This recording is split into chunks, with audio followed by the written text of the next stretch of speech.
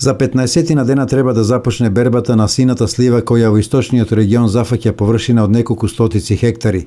Родот во Штипско-Карбинскиот регион, односно на површините на земјоделската задруга Овоштар од Аргулица, се проценува на околу 20 тони по хектар. Што се однесува на нашите површини, очекуваме некаде до 20 тони по хектар.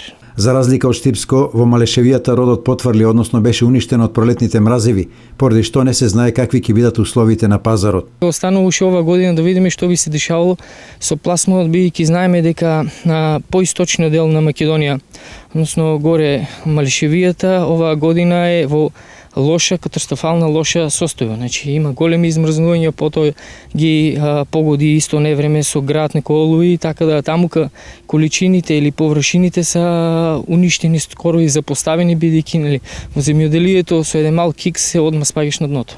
Поголем дел од годинашниот род ќе заврши на рускиот пазар, а дел ќе биде наменет за домашната конзервна индустрија. Најголем дел, како и секоја година, значи е познато дека оде за Русија.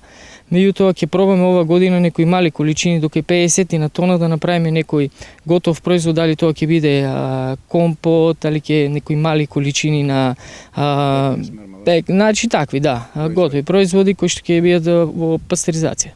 Во земјоделската задруга Овоштар во Аргулица, сината слива од сортите Стенли, Чачанска родна и Чачанска рана е застапена на 30 на хектари со тенденција на зголемување, бидејќи се покажало дека само со една овошка нема просперитет.